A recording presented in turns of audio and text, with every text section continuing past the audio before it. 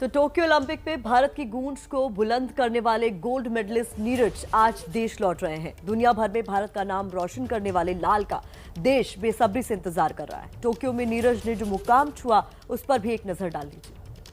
मिल्खा सिंह के सपने को हकीकत में बदलने वाले नीरज चोपड़ा टोक्यो से देश के सबसे बड़े हीरो बनकर लौट रहे हैं। नीरज का गोल्ड मेडल सिर्फ मेडल न होकर करोड़ों भारतीयों की शान है। 7 अगस्त 2021 को नीरज चोपड़ा ने भारत के नए कल की कहानी लिख दी। टोक्यो में भारत के अभियान के आखिरी दिन जब भारत का आखिरी शूरवीर भाला लेकर ट्रैक पर दौड़ा तो भाला गोल्ड पर ही गिरा और साथ ही नीरज के इस गोल्ड ने ओलंपिक में भारत के सबसे शानदार प्रदर्शन पर भी मुहर लगा दी। एथलेटिक्स में नीरज ने भारत के लिए पहला गोल्ड जीता। नीरज ने 87.58 मीटर जैवलिन थ्रो कर भारत इसे देश का गोल्डन थ्रो बना दिया। व्यक्तिगत स्पर्धा में नीरज गोल्ड मेडल जीतने वाले दूसरे खिलाड़ी बने। 13 साल बाद भारत ने ओलंपिक में गोल्ड मेडल जीता। टोक्यो में 7 मेडल जीतकर भारत ने लंदन ओलंपिक में जीते 6 मेडल का रिकॉर्ड पार किया। नीरज टोक्यो में भारतीय उम्मीदों के सबसे बड़े कर्णधार थे और अर्जुन की तरह निशाना साधकर उन्होंने करोड़ों सपनों को हकीकत बना डाला। नीरज की उड़ान भले ही आज आसमान पर रंग बिखेर रही हो, लेकिन उनका सफर भी किसी इंद्रधनुष से कम नहीं रहा। नीरज ने 2016 में वर्ल्ड अंडर 20 चैंपियनशिप में 86.48 मीटर दूर भाला फेंककर गोल्ड जीता था। 2018 में नीरज ने एशियन गेम्स में 88.06 मीटर दूर भाला फेंककर गोल्ड मेडल जीता। नीरज एशियन गेम्स के जैवलिन थ्रो में गोल्डन जीतने वाले पहले भारतीय हैं। 2018 में कॉमनवेल्थ गेमों में भी नीरज ने 86.47 मीटर दूर भाला फेंककर गोल्डन जीता। टोक्यो ओलंपिक में नीरज ने भारत के अभियान को गोल्ड के साथ खत्म किया। टोक्यो के शानदार अंजाम के बाद ये शुरुआत भी है भारत की उम्मीदों की, जो पेरिस ओलंपिक में तिरंगे की आन बान और शान के साथ लहराएगा। और अब बात कुश्ती के असली सुल्तान की, जिसने टोक्यो के अखाड़े में लठ काट दिए। विरोधियों को धोबी पछाड़ देकर भारत को गोल्ड मेडल की दहलीज तक ले गया, लेकिन मामूली अंतर से चूक गया। पूरे हिंदुस्तान की धड़कनें बढ़ी हुई थी। बस एक कदम की दूरी पर था गोल्ड मेडल, लेकिन ये दूरी तय न हो पाई। खिताबी लड़ाई रवि दहिया ने जबरदस्त तरीके से लड़ी, लेकिन 57 किलोग्राम फ्री स्टाइल कुश्ती में रवि दहिया पर रूसी पहलवान भारी पड़ गए और भारत एक और गोल्ड से चूक गया। हार के बाद रवि दहिया के चेहरे पर मायूसी बता रही है कि इस मुकाम पर पहुंचकर हारने का गम क्या होता है। रवि दहिया भले ही फाइनल हार गए हों, लेकिन उन्होंने जो किया है वो इतिहास में दर्ज हो चुका है। ओलंपिक में सिल्वर मेडल जीतने वाले देश के दूसरे पहलवान बन गए हैं। फाइनल में रूसी पहलवान जऊर युगेव ने रवि को मात दे दी। युगेव ने रवि को 7-4 से हराया। रवि दहिया भले ही गोल्ड के सपने को साकार न कर पाए हों, लेकिन कितने खिलाड़ियों का ओलंपिक मेडल लाने का ख्वाब पूरा होता है। इस लिस्ट में चंद नाम ही हैं और इन नामों में रवि दहिया का नाम भी शामिल हो गया है। उन्होंने न सिर्फ देश का नाम बढ़ाया है, बल्कि हर हिंदुस्तानी को गर्व करने का मौका भी दिया है। टोक्यो में भारत के अंजाम की कहानी तो आप लगातार देख ही रहे हैं, लेकिन इस सफर की शुरुआत भी कुछ दमदार नहीं थी और इस कारनामे को कर दिखाया वेट लिफ्टर मीराबाई चानू ने, जिन्होंने पहले ही दिन भारत की झोली में चांदी बिखेर दी थी। ओलंपिक की शुरुआत में ही इंडिया को मिली बड़ी कामयाबी। मीराबाई चानू ने वेट लिफ्टिंग में हिंदुस्तान को दिलाई चांदी। चानू की ये कामयाबी बहुत बड़ी है। पूरे 21 साल के इंतजार के बाद भारत को वेट लिफ्टिंग में मेडल मिला है, और सिर्फ मेडल ही नहीं मिला, चानू ने 49 किलोग्राम कैटेगरी में मेडल का रंग भी बदल दिया। साल 2000 के सिडनी ओलंपिक में कर्णम मल्लेश्वरी ने वेट लिफ्टिंग में ब्रॉन्ज मेडल जीता था। 21 साल बाद मीराबाई चानू ने सिल्वर मेडल जीतकर नया इतिहास लिख दिया।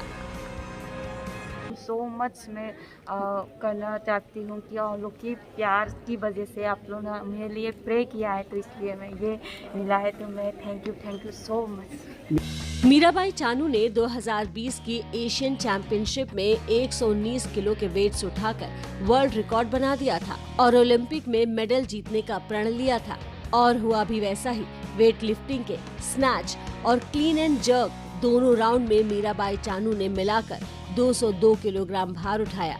स्नैच में 87 किलोग्राम और क्लीन एंड जर्क में 115 किलोग्राम उनका बेस्ट रहा। मीराबाई चानू लेकिन जश्न देश से लेकर मणिपुर के इम्फाल तक दिखा। उसी इम्फाल में जहां के साधारण से परिवार में जन्मी मीराबाई चानू की वेट लिफ्टिंग की असाधारण यात्रा आज से 13 साल पहले शुरू हुई। साल 2012 में एशियन जूनियर वेट लिफ्टिंग में चानू ने 3 मेडल जीते। 2014 कॉमनवेल्थ गेम्स में सिल्वर पर कब्जा करते हुए 2016 रियो ओलंपिक के लिए क्वालिफाई किया, जहां उन्हें निराशा हाथ लगी। पर चानू ने आशा नहीं छोड़ी, हार नहीं मानी और हार नहीं मानने वाली चानू को जीत तो मिलनी ही थी। 2017 वर्ल्ड चैंपियनशिप में गोल्ड मेडल जीता, 2018 के कॉमनवेल्थ गेम्स में गोल्ड मेडल जीता, 2020 में एशियन चैंपियनशिप में ब्रॉन्ज पर कब्जा किया और अब मीराबाई चानू ने वो मेडल अपने नाम कर लिया जो हर खिलाड़ी का सपना होता है। ओलंपिक इतिहास में पहली बार पहले दिन ही भारत को मेडल मिला, जिसके बाद सिलसिला सर्वश्रेष्ठ प्रदर्शन पर रुका। और वाकई इन खिलाड़ियों की जितनी तारीफ की जाए कम ही है। चलिए आगे बढ़ते हैं और बात करते हैं टोक्यो में रील नहीं रियल शक्ति की, जिसे भारतीय पुरुष हॉकी टीम ने पूरा कर दिखाया। दशकों के बाद देश में हॉकी पर पड़ी धूल हटी और चमक ऐसी लौटी कि भारत की टैली में एक और पदक जुड़ गया।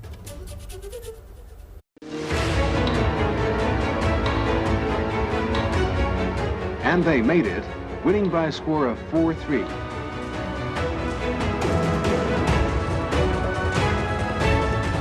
और अब गुरजंत बॉल के साथ है, क्या बात है! भारत ब्रॉन्ज मेडल जीत चुका है। 41 साल बाद ये लम्हा लौटा है ओलंपिक खेलों में। The finals were played between India and Spain. ये साल था 1980, महीना था जुलाई का और तारीख थी 29। मॉस्को के सेंट्रल डायनेमो स्टेडियम के माइनर अरीना में भारत और स्पेन के बीच फाइनल मैच खेला गया था। इस रोमांचक मुकाबले में भारत ने स्पेन को 3 के मुकाबले 4 गोल से हराया था। Indian, Spanish and Soviet teams are on the victors' podium. यही वो आखिरी वक्त था जब भारतीय हॉकी टीम को ओलंपिक्स में गोल्ड मेडल मिला था। इसके बाद 9 ओलंपिक गेम्स हुए, लेकिन भारतीय हॉकी टीम को कोई मेडल नहीं मिला। ऐसा लगा जैसे भारतीय हॉकी को कोई ग्रहण ही लग गया हो। लोगों को प्रेरणा देने के लिए हॉकी पर फिल्में भी बनी, लेकिन कोई चमत्कार नहीं हो पाया। कुछ करिए, नस नस मेरी खोले, हाय कुछ करिए। और फिर आया टोक्यो ओलंपिक्स 2020, जो इस साल यानी 2021 में हुआ। इस बार भारतीय टीम को शुरू से ही फेवरेट बताया जा रहा था। हर जानकार ये मान रहा था कि इस बार भारतीय हॉकी टीम कुछ तो करेगी। ओलंपिक में भारतीय हॉकी टीम की शुरुआत धमाकेदार हुई थी। पहले मैच में भारत ने न्यूजीलैंड को 3-2 से हराया, लेकिन अगले मैच में ऑस्ट्रेलिया से 1-7 से टीम हार गई। लगा कि इस बार भी वही कहानी दोहराई जाएगी, लेकिन भारत ने तीसरे मैच में स्पेन को 3-0 से रौंदा। चौथे मैच में अर्जेंटीना को 3-1 से मात दी और 5वें मैच में जापान को 5-3 से हराया। अब भारतीय टीम क्वार्टर फाइनल में पहुंच चुकी थी और लग रहा था कि कुछ तो कमाल होकर रहेगा। ऐसा ही हुआ।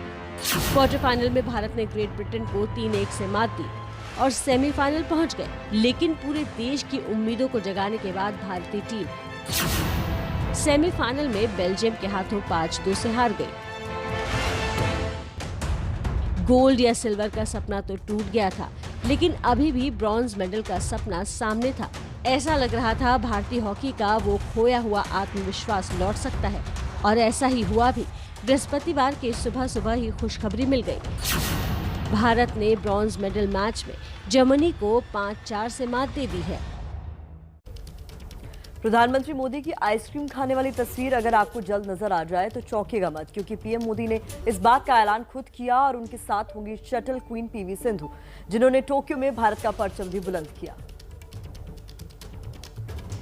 She's done it. Pusala Venkata Sindhu medal in the women's single. PV Sindhu 121 साल के ओलंपिक इतिहास में इंडिया की पहली महिला और सुशील कुमार के बाद दूसरी एथलीट बन गई हैं, जिन्होंने ओलंपिक में 2 मेडल जीतकर देश का मान बढ़ाया। 5 साल पहले रियो ओलंपिक में उन्होंने सिल्वर मेडल जीता था। वहीं टोक्यो ओलंपिक में सिंधु ने ब्रॉन्ज मेडल पर कब्जा किया। ब्रॉन्ज मेडल के मैच में सिंधु ने चीन की ही बिंग जियाओ को सीधे गेम में 21-13, 21-15 से मात दी। सिंधु ने देश के नाम ब्रॉन्ज भी जीत लिया और अब वो पीएम मोदी के साथ आइसक्रीम का मजा भी ले सकेंगे। सब एक तरफ है, लेकिन जो एनकरेजमेंट हमारे प्रधानमंत्री मोदी जी ने दिए हैं, बोले हैं कि सिंधु आप जाओ, आने के बाद हम आइसक्रीम खाएंगे, तो जरूर मेडल ले आई है। तो हम अभी सिंधु तो अभी जाके प्रधानमंत्री जी से आइसक्रीम खाएंगे। दरअसल प्रधानमंत्री नरेंद्र मोदी ने 13 जुलाई को टोक्यो ओलंपिक के लिए रवाना होने से पहले भारतीय दल से बातचीत की थी और उस वक्त सिंधु से कहा था कि जीत कर आना, फिर आइसक्रीम खाएंगे। सिंधु जी, आपके माता पिता ने आपको विश्व चैंपियन बनाने के लिए बहुत त्याग किए हैं। उन्होंने अपना काम कर दिया है। अब आपकी बारी है। आप खूब मेहनत कीजिए और मुझे विश्वास है कि इस बार भी आप जरूर सफल होगी। और जब सफलता के बाद मेरा मिलना होता ही आप लोगों से, तो मैं भी आपके साथ आइसक्रीम खाऊंगा। सिंधु का सपना इस बार गोल्ड जीतने का था, लेकिन ब्रॉन्ज जीतकर भी उन्होंने पूरे हिंदुस्तान का दिल जीत लिया। हैदराबाद के साधारण से परिवार में जन्मी चैंपियन सिंधु का ये असाधारण सफर आज से 17 साल पहले 2004 में शुरू हुआ, जब 9 साल की उम्र में वो हैदराबाद में गोपीचंद एकेडमी से जुड़ी और उनकी बैडमिंटन की यात्रा आरंभ हुई। उम्मीद है 26 साल की सिंधु का रैकेट और शटल का ये सुनहरा सफर आगे भी जारी रहेगा और सिंधु ने खुद भी देशवासियों से वादा किया है कि वो 2024 के पेरिस ओलंपिक में गोल्ड जीतने का सपना भी पूरा करेंगी। कुश्ती के एक पहलवान ने सिल्वर मेडल जीता तो दूसरे ने ब्रॉन्ज। टोक्यो में गोल्ड का सपना लेकर गए बजरंग पुनिया ने अब पेरिस में गोल्ड जीतने का वादा किया है। बजरंग के टोक्यो सफर पर भी एक नजर डाल लीजिए।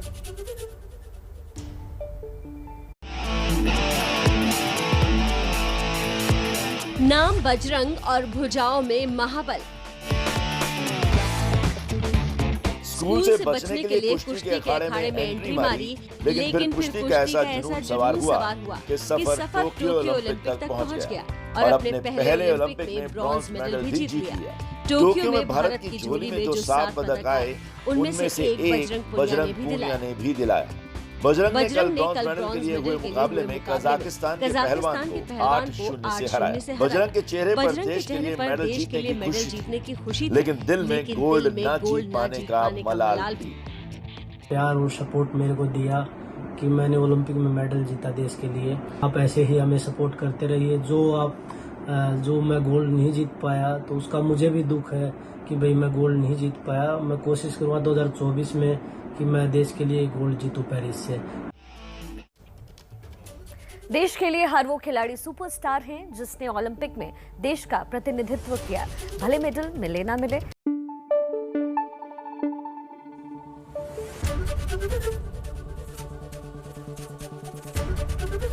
एबीपी न्यूज आपको रखे आगे।